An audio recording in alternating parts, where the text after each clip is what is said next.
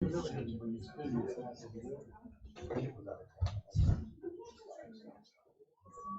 good. Yeah, living the dream. Living the dream. Okay. We call the meeting to order.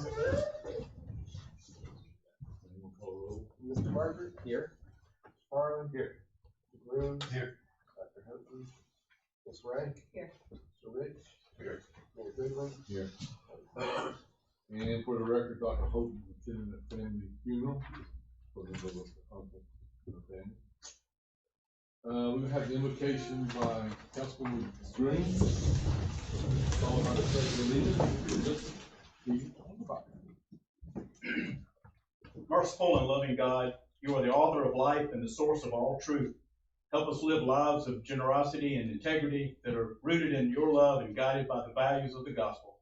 Grant that in our service to the city of Folly Beach, we bring the depth of our faith, the vigor of our discipleship, and clarity of vision only your Spirit can impart. As we gather today, we seek your wisdom and guidance. Protect us from self-interest and narrow agendas. Teach us humility and make us hungry for your will. Be with us in our decisions and guide our decisions so that we do what is right and just and serve those who rely on us to focus the vision, set the agenda, and ensure the viability of this glorious city. May our service bring you glory, you who are our loving God and merciful Lord, now and forever. Amen. So, Katie, you want to step right up here?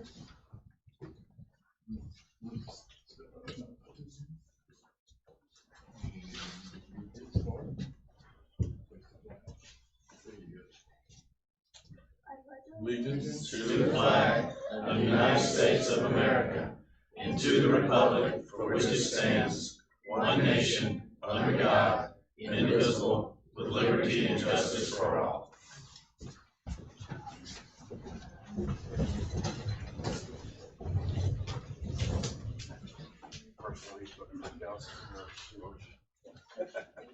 A lot more than that. This is good training for First time. future council. Right. First time I've got some pledge of allegiance. No matter how many times you do something, you can forget because I'm telling myself, I was doing a service in the church up in Jamestown. We got to the Lord's Prayer, and we'll say the prayer. Jesus taught his disciples, like forever. It's like it's like 5 seconds, but it seems like 10 minutes. And then here's this little voice in the back of the church. Our Father, thank you very much. You got it down. You need to keep going. So the moral of the story, you never do that kind of stuff without it written down. Okay, so under Mayor's comments tonight, I only really have one, and that is that Mr. Pope has been appointed the interim zoning administrator again until Katie's position can be filled, and he's working very diligently on getting that done because we don't want to be the interim too long, right? So we are moving pretty quick on that.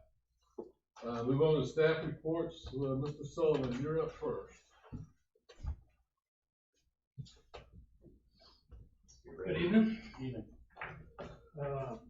I would like to talk tonight about using a portion of the American Rescue Plan Act grant that the city received, a total of $1.3 million.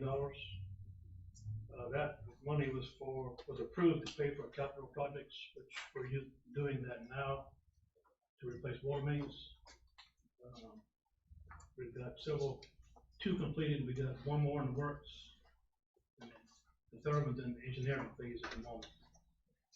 But I would like to use a portion of that money for council's approval on a Scada system, or in other words, a telemetry system, where utilities crews can operate valves and pumps remotely from a cell phone or a laptop. Currently, everything's done manually. This would be a really big help time-wise for our crews. Like I mentioned before, also after hours, when we have a problem.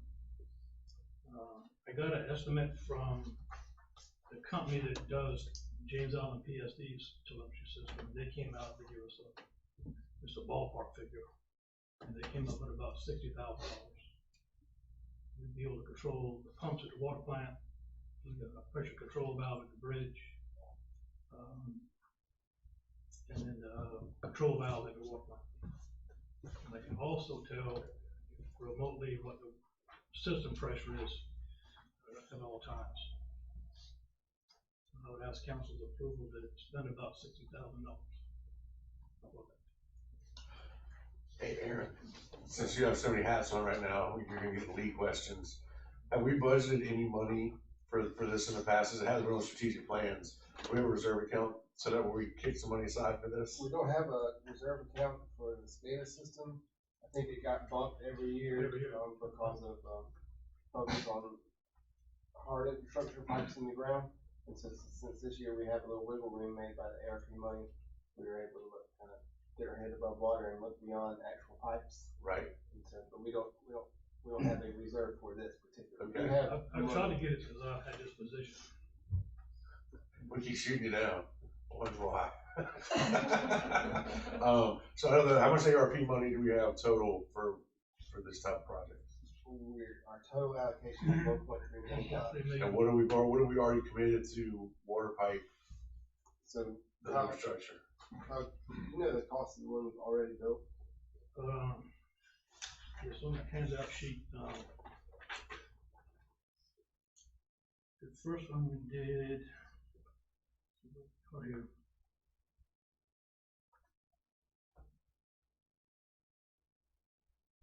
So the first one was a little over $100,000. And then the second one we're doing now, I think it was estimated 162,000. We spent 142,000, I think there was. And we're going, this item number 6 is the one that's going out for bids on Thursday. So I don't know the numbers on that yet. So we're looking at, probably spent about a quarter, maybe a little less than a quarter of that money. We spent And do we have the rest of it earmarked for anything $250,000 else? so far. So the plan is approved in the fall. You see here we've got a total of about $6 million. We've got a portion of this in our water capital fund, but we said, okay, we're going to spend the first 1.3 million out of ARPA money before we hit the water capital fund. So this would get us burn through the ARPA money an extra $60,000.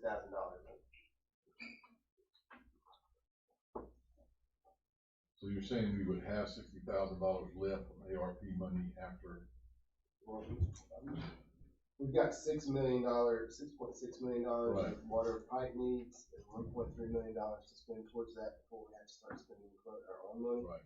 So this would make it. This would take 60. We'd have $1.2 million. Right. So okay, that's what you meant to say. Right, yeah. So I suspect we'll realize some efficiencies by virtue of having the system, any reductions in overhead, labor costs. No, other than the call outs at night. And mostly in the daytime, just having to stop and go turn pumps on and close valves. And how would it allow you to identify potential breaks like we had last week when you see the pressure building? I mean, as part of this to monitor it. Not the one from last week, but some we had in the past, I could have avoided that. All the ones that happened on East Ashley past the washout, all that could have been avoided. We had about 7 breaks down there. Nobody lives down there, it's okay. Nobody lives down there, it's okay. And what's it, if there is such a thing, typical cost to respond to a break and repair that? The telemetry wouldn't affect that. We have a problem, we still have to tell him. Correct, but it sounds as if the system might be sort of preventive medicine in some instances. So where I'm headed with that is it 1 break, 2 breaks would pay for the system if we could avoid those breaks? Yeah. Pretty much, yeah. Like in the past, what happened was Charleston Water at nighttime was jacking their pressure so high so they could fill their water tanks. it got about 95 pounds on the beach, and the old pipes just couldn't handle that much pressure. Had we gotten an alarm that the pressure was spiking, then we could switch over at the bridge. We have a pressure control valve. We could switch from what we call straight piping to run it through the pressure reducing valve, which keeps the pressure at 65 pounds. And can that system be programmed to do that automatically, or still requires human intervention? It could give me an alarm or fill up an alarm, and just we can change it from our phone. And switch over to the reducing valve, pressure reducing. But what your question was originally about one break, especially if it's on Saturday night at 12 o'clock, like most of them were. One break, that's 15 grand. So you see. Doesn't know how severe it is. Yeah, certainly makes sense to me. Of course, we've critical to get VC3, our IT contractor involved. We've got new risks, cyber risk, anything, stuff that goes virtual that's not already. During the day also, we have to run the pumps at the water plant for the underground tank to keep the water refreshed every day. We empty it, fill it back up every day. And when those pumps are running, they're either off or on, there's no pressure controls. So I have to monitor with the gauge during the day to make sure the pressure doesn't spike because of the pumps pumping. If it starts getting too high, then I got to send a field down there to go turn the pumps off. And we can do all that for ourselves. Okay. Any more questions? Questions? Have a motion? Have a second? Second. Any other discussion, questions? Mr. Rich, Yes. Ms. Way, Yes. Mr. Rooms, Yes. Mr. Farley, Yes. Mr. Barker, Yes. Mr. Goodwin, Yeah. passes. Sometimes you just gotta go sweat a little bit. Oh, well. Thank you very So much. are we gonna just skip Eric? I can You gonna do it? attempt to answer it. So every year, there are two pots of money that we apply for from Charleston County, the CTC funds and the TST funds. The TST funds are transportation sales tax money that the county collects and then redistributes for intersection improvements, pavements, paving projects, and other related things. So this year, we'd like to put in our grant application to fund at least the design and possibly design and construction. The way these usually work is they fund the design one year and then you come back in later years and fund the construction. For a project to raise Tabby Drive on 13th Street East, those streets, there are no alternative routes right now, and they go under whenever there's about a 6-foot tide. They go under, and the folks can't get out, and more importantly, emergency vehicles can't get down there easily. So this would fund at least the design of a project to raise those streets to withstand a 7-foot tide.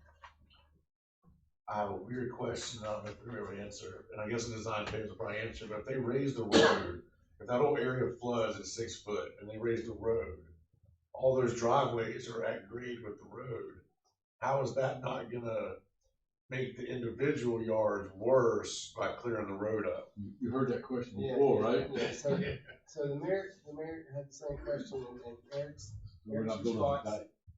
and you can tell me if I quote Eric correctly, is that the design of it, they have to include impacts on current drainage when they design it. So whatever they built has to be calculated out to not have no net impact on current drainage and water flow So patterns. they have to put that in their engineer. I've asked that about 3 different times. They have to talk about it because, I'm thinking, well, if we build a dike and the water gets in and can't get out. Right. So all that has to be taken into the engineering studies. All That's right. what I keep getting told. Sure, the staffers will love that. The good news is that it's successfully designed and doesn't impact drainage, then Mr. Shepherd will have a way out on a team time. Is this, if we apply for this and what if they say, okay, it's just too much for this? Like, is it, we have a certain allotment that we're going for, or are we going to pool with everybody else? Yeah, so there's a pool, and I don't know the exact breakdown, but they have so many millions of dollars to do in each category, and everyone applies, and they go through and they objectively rate cost benefit analysis, the number of folks, the cost, and then they score them, and then those top projects get funded. I got you. So this is pretty much one application and we put all our eggs in one basket and hope they say, okay, this one. Is there another project we think would be easier for them to approve, have a better benefit, maybe a little easier? I'd hate for us to lose out on any of the funds because maybe this project's a little more involved, I guess. So Eric, I can't guarantee that it'll be funded, but Eric has been in close coordination with that staff. He's given them, says, hey guys, does this meet your requirements? Is this like the candidate funding? Will this, could this in theory be approved? And Right. they brought through and said, yes, this is the same pot of money that we used to do the project, a very similar project at 9th Street, down in the wing. Sweet. Thank you, sir.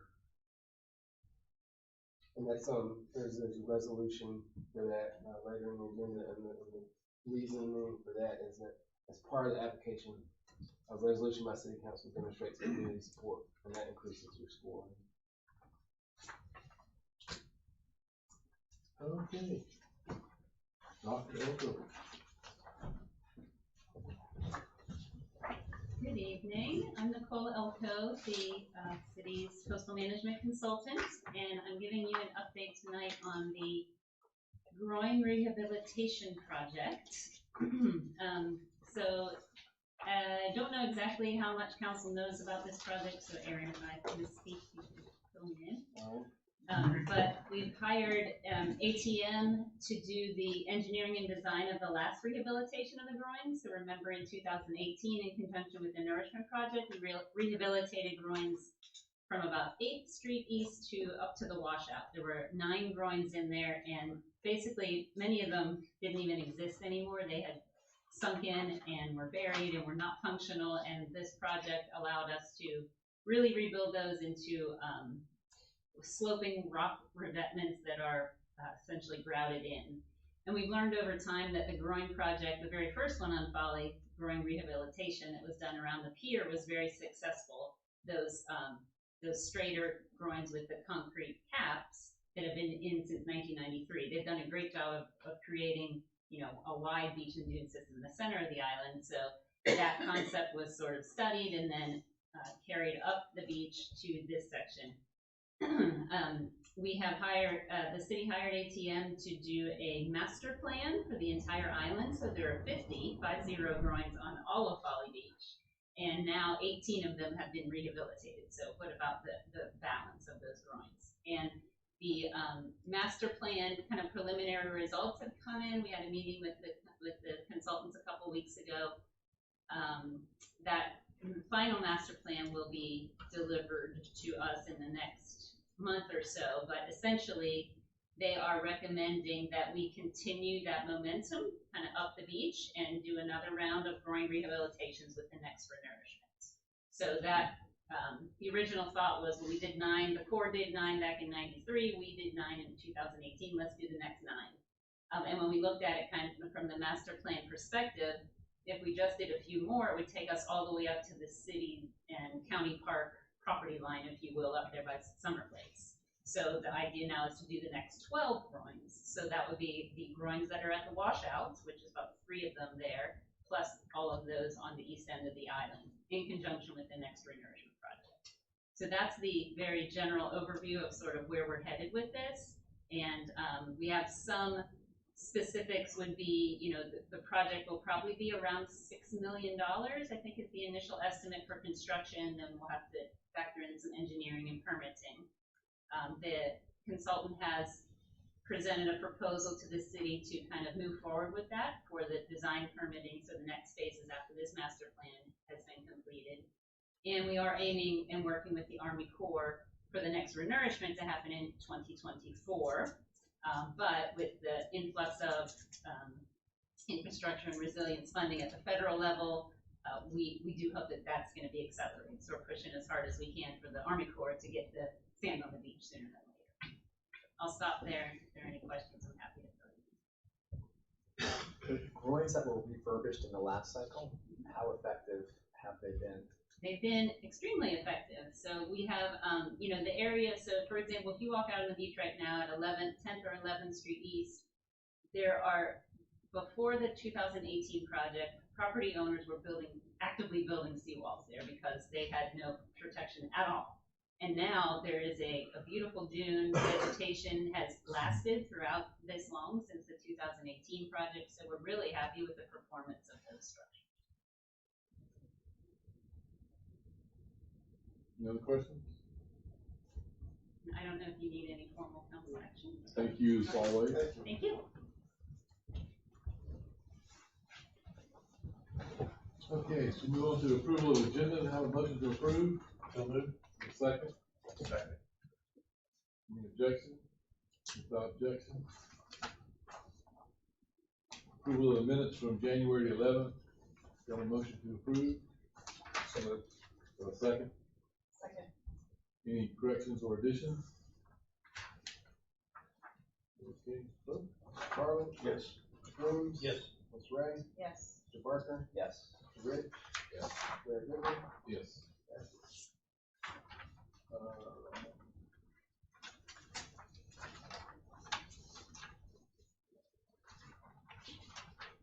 So next on the agenda would be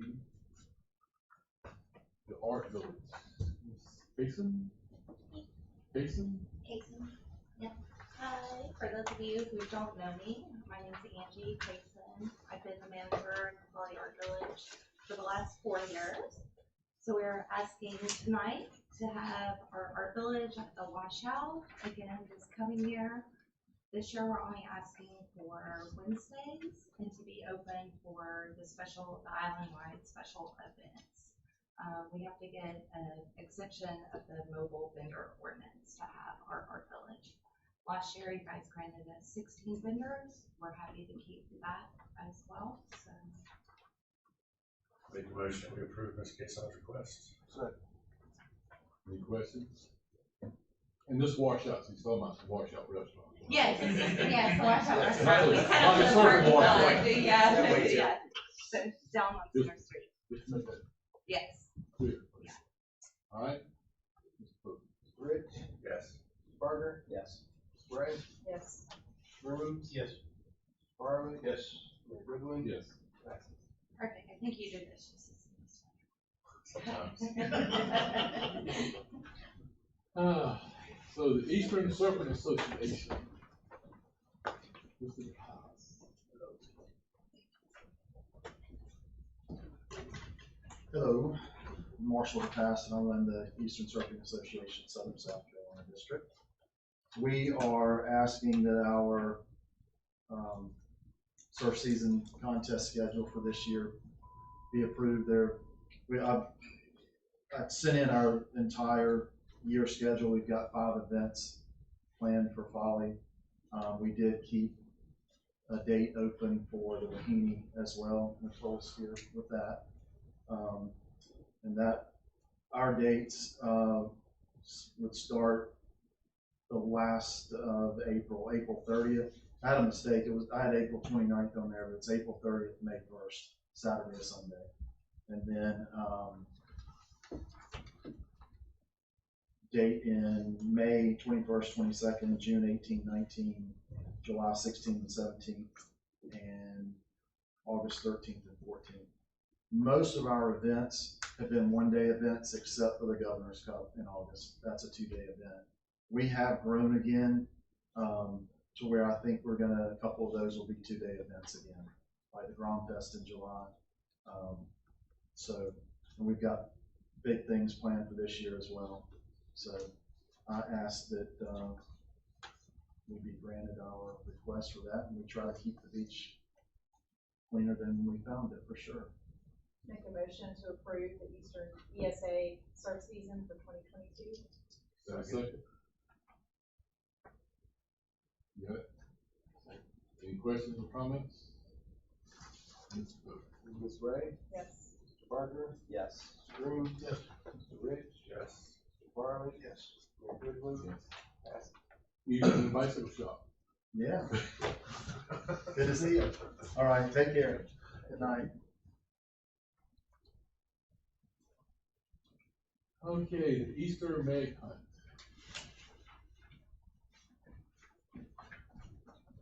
Hello there, guys. Good to see some new faces. My name is Ashby Gale. I'm the owner and paleontologist at Charleston Fossil Adventures.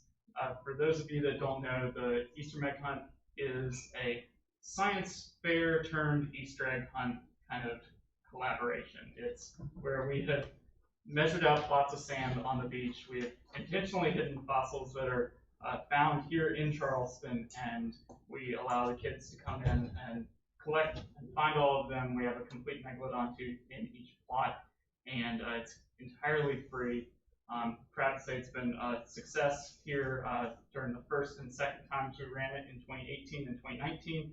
Of course, we haven't done it for 2 years now, so even though this is the 5th year, this will be the 3rd annual that we are requesting to come back and do. The date we're looking at is April 30th from 8 to 1 on the beach. That includes setup and breakdown. The actual event would be 11 to 12:30 on the beach, with kind of the second half taking place at Loggerheads from 12:30 to 2, with both the Charleston Museum and the Mace Brown Museum of Natural History coming out, mainly to assist me in identifying all of these fossils that the kids are going to be finding. But fossil collecting is a very unique form of ecotourism that Folly has seen as a result of the 2014 Beach Renourishment Project. And I was just out on the beach today and had loads of people out there searching around. So it's a really unique aspect that has seen really an increase in tourism to Folly, specifically for collecting these fossils. My business and the museums, of course, like to promote leaving the beach better than we found it, and ethical practices, because there's certainly collectors in the low country that don't follow those standards and our South Carolina regulations to help keep Folly Beach a really, really great resource for this. In prior years, in 2019, the committee said that we needed to pay for an officer to be present at the hunt, and the hunt portion only, not the after lunch party at Loggerheads. And so we had Officer Wheat out there on duty for 3 hours. So I'm more than happy to pay for another officer for this year's hunt. We do have some other details here. The high tide that day is at 8:23 in the morning. It's a 5.1 foot.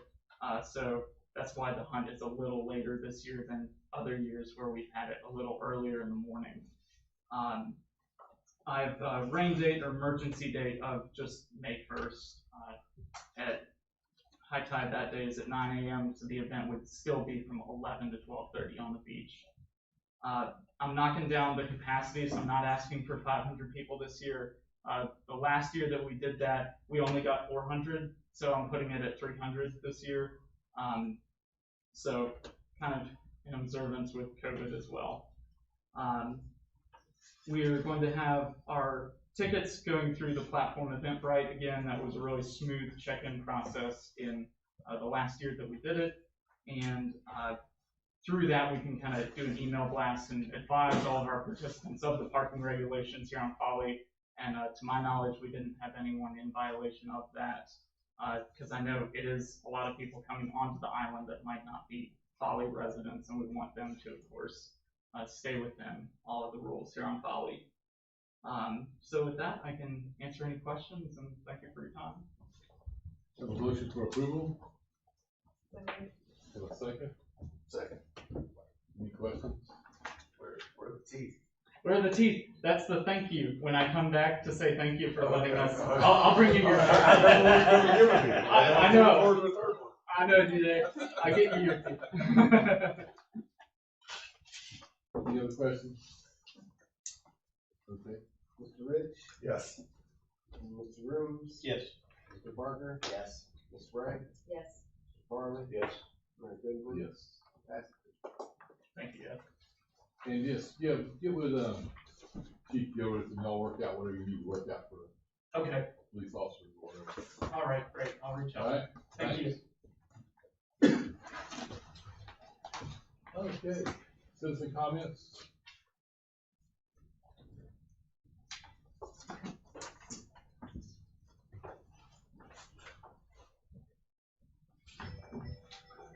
Different view. John McFarland, 1780 Chelwood Circle, Charleston. I'm speaking to you as a commercial property owner on my own, representing no one but myself and my wife. And this is about the commercial district rezoning. First, I want to thank you for, I was at the meeting last night, and considering putting single family and duplex housing back in, that's really a big deal. There aren't many opportunities for people that don't want a real full-size business, and it breaks down to long-term, short-term rentals, B&Bs and Inns, and that would have taken 3 of those things out, because if you have no single family, you can't have a B&B. I wanted to focus first of all on the pedestrian improvements. If you have a project and you put in a sidewalk, and I'm sort of agreed with Mr. Rich on this one, if you put them all over the place, it's going to be, there'll be one here, and then there'll be parking next to it. It's going to be very confusing. And on top of that, there's a wide range. In front of one of my properties, it'll be flat, so my cost would be minimal. But some of these areas have ditches, and there's a lot of design. Now, I know that you're thinking that people should be able to pay, or should pay, and I think that's not a bad idea. And if you want to do that, let me make a different suggestion. That you create something called the Commercial Pedestrian Path Fund. And instead of people bothering the city and putting their own in, they just put it in the fund and you use it as you do these things street by street by street, instead of somebody putting something in and waiting for 10 years or 8 years for the rest of the sidewalks to catch up with them. I'm suggesting to you that you consider that, and something like 1% would be for a $500,000 project would be 5,000, or 100, if you're spending $1 million at 1%, you're looking at 10,000. So you could work out what it should cost for putting 70 feet, figure it out, put in the percentage, and as everything goes up, that'll stay the same. So you just pick the percentage you want, and then whenever all the things are done, it's over, it shuts down. And whether you get money or not, I don't really know, but I think it would be easier than trying to deal with these things. Anyway, that's my idea on that one. I also wanted to say that inns and B&Bs are, I think, a good thing. And right now, you can't have an inn. They have to be 200 feet apart. And for the commercial district, that makes absolutely no sense. I personally couldn't have one because there's one across the street. So to say that you could have inns and hotels in the new zoning area is not exactly right, because you can only have a few before we max out. I think they should be allowed anywhere. And the final thing I want to say about that is something that Mr. Walker was talking about yesterday. Thank you for reducing. Is that my time? I have to stop. You go ahead and say thank you to Mr. Barker. I'll send all of you an email about what I was going to mention to Mr. Barker about the overall size of the residential buildings in this area. Thank you. Anybody else? Hi, I'm Nicole Elko, Folly Beach resident, and I just wanted to just bring you up to speed on what Marshall said about the Folly Beach Wahine Classic. So, I volunteer my free time as the director of that event. And he mentioned Folly Wahine weekend was July 30 and 31st, so that's open on the ESA schedule. The city has granted an ATAX grant to that event, like they do every year. So just sort of, unless there are objections, can we consider the ESA schedule approval also the Wahine schedule approval, so I don't have to come back and give you another briefing on that event? That's okay with you. What was the date again? July 30th and 31st. Make a motion, we approve Dr. Elko's request. I'll second that. No, I'll make her come back and sweat it. Bring on the stripper. Save the energy. Any questions, comments? What a great event it is. Thank It is fun to watch. Okay. Nice. You want to take it? Yes. Ray? Yes. Farley? Yes. Mr. Parker? Yes. Mr. Rich? Yes. Mayor Goodwin? Yes. Okay. 100%. Yes, sir. Hello, Hank Weed, Chica fans. Just want to start out as well saying thanks to you guys for yesterday, especially. Aaron, you taking me aside, had some meetings put together. All you guys in the city have been very helpful in getting me to understand the zoning change. It's appreciated to see the willingness to get everyone on board.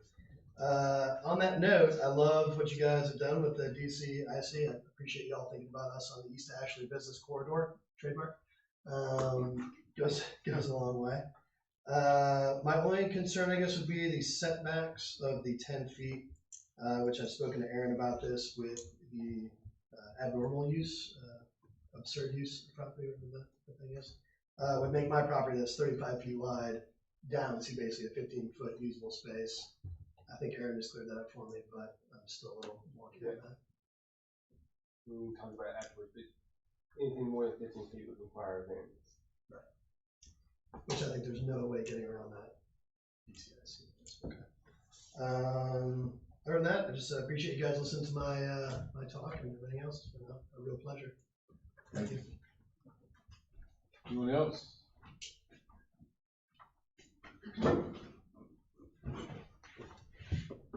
Hi, I'm Sean Carlin, an architect that's working on a project, 206 West Arctic on behalf of Richard Parker at 1129 West Ashley. So you guys have now looked at changing that zoning to residential 2-family instead of island commercial. I'm asking that you consider taking the first half of that block. I know you're allowed to do it in half blocks and keep the first half as island commercial. It currently is in the shadow of the tides. I feel that that's not necessarily conducive to a residential structure. And that part of the block is still very much condos, and I think keeping in kind with that is still a very acceptable use.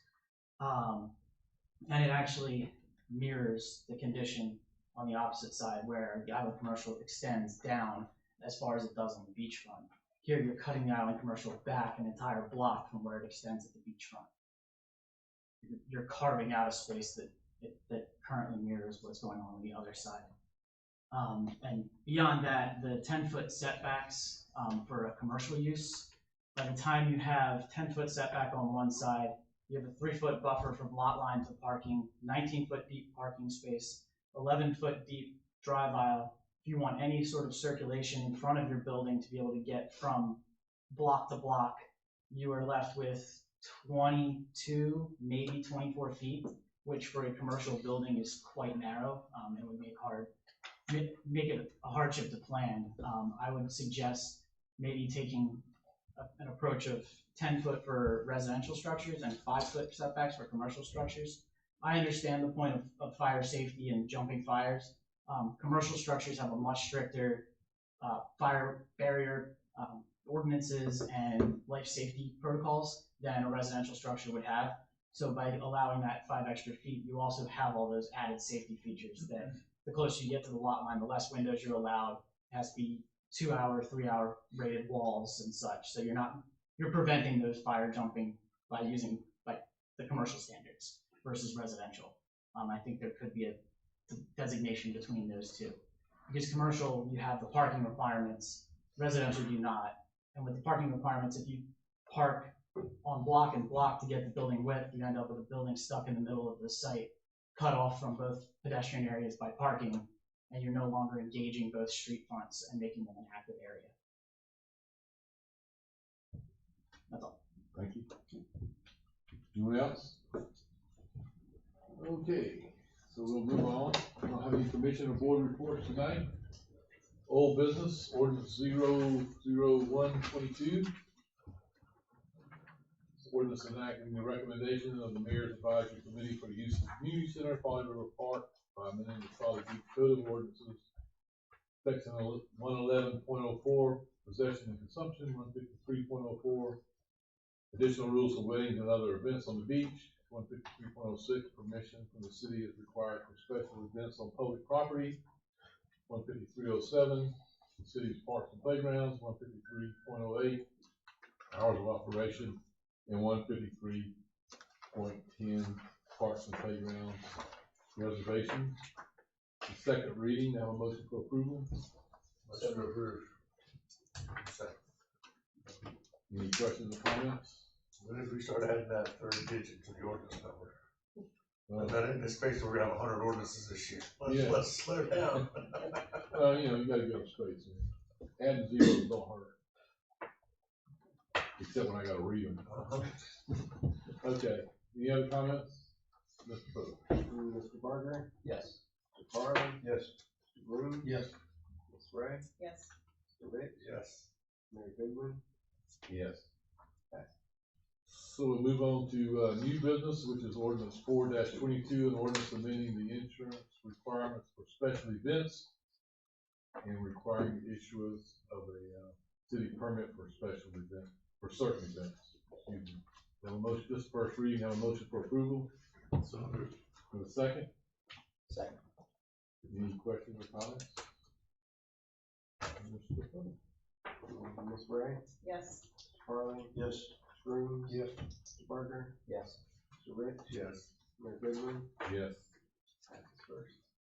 Ordinance 5-22, ordinance to impose a 90-day moratorium on the issuance of permits for new construction of commercial or residential structures in the island commercial or downtown commercial district. This is the first reading. Have a motion to approval? So moved. Have a second? Either one of those? Second. Okay. Any questions or comments? Any thoughts? Mr. Groom, Yes. Mr. Rich, Yes. Mr. Barker, Yes. Ms. Ray, Yes. Farley, Yes. Mayor Goodwin. Yes. Passes first. We'll have a second reading on February the 15th. Yeah. You decide a time? 5:30? 5:30.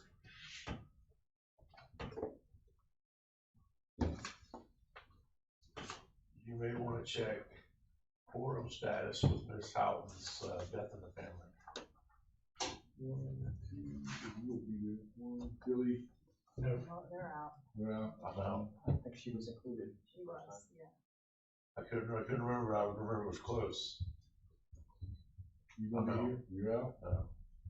You have to have her, when she gets back. We'll check it and see.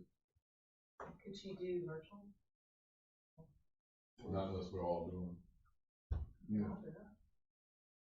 No, I mean, we, you know, it doesn't allow for a good meeting to do that. We'll see if she can get back first, then we'll decide from there.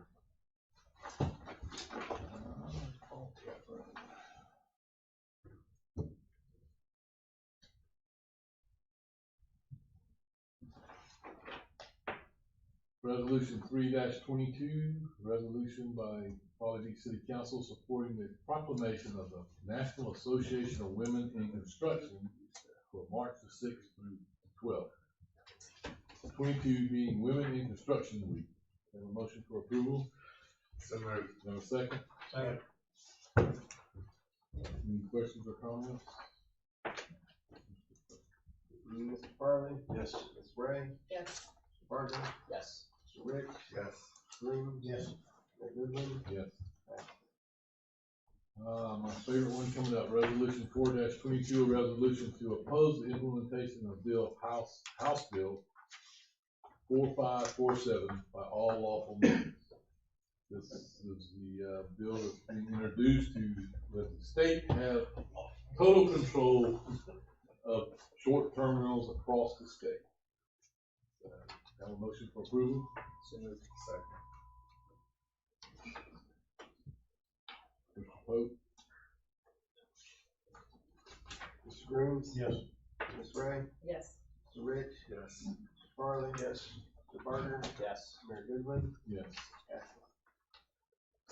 Resolution by Folly, resolution 5-22, the resolution by Folly Beach City Council expressing support for the city's grant application to fund the design of a repaving project to raise the road, resurface, and improve drainage along 13th Street East and Tabby Drive. Have a second? Any questions or concerns? As long as we don't do it right. Mr. Barker, Yes. Mr. Farley, Yes. Mr. Groom, Yes. Ms. Ray, Yes. Mr. Rich, Yes. Mayor Goodwin. Yes. At this time, I have a motion to move into executive executive session for legal advice. Okay. Mr. Rich? Yes. Ms. Ray? Yes. Williams? Yes. Farley? Yes. Barger? Yes. McDaniel? Yes.